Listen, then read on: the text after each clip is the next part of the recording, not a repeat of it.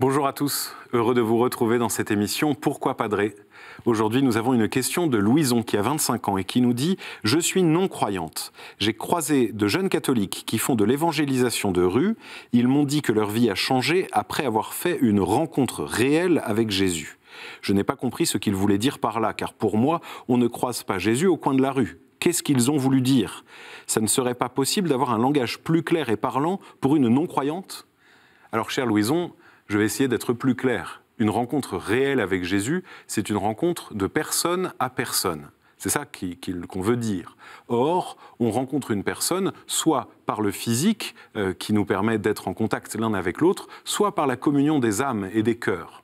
Or, Jésus se manifeste à nous d'une manière ou d'une autre, et pour chacun d'une manière particulière, pour tous les croyants d'une manière particulière, dans la rencontre que nous expérimentons.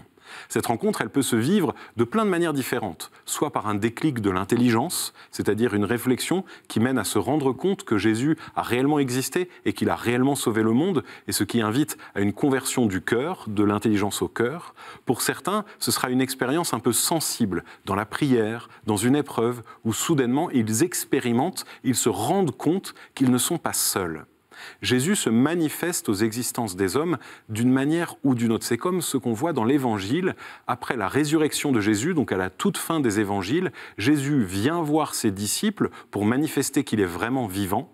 Et les disciples ne le reconnaissent pas. Ils ne reconnaissent pas son corps, parce que son corps a changé. Il a été transformé par la résurrection. Et du coup, ils ne savent pas exactement qui il est, mais soudainement, chacun, à sa propre manière, le reconnaît et se dit « c'est bien lui ». Eh bien, c'est la même manière, c'est la même chose dans nos vies spirituelles. Nous rencontrons Jésus d'une manière ou d'une autre par des expériences spirituelles que nous allons vivre au long de nos existences. Et du coup, ceux que vous avez rencontrés et qui évangélisaient, qui annonçaient la bonne nouvelle, qui annonçaient Jésus, voulaient vous partager que eux, dans leur propre vie, avaient perçu de manière très claire, très sûre, très transformante cette existence de Jésus à leur côté. Alors je vous souhaite, Louison, de continuer votre réflexion. Être non-croyante n'est pas un état de fait qui n'est pas appelé à changer.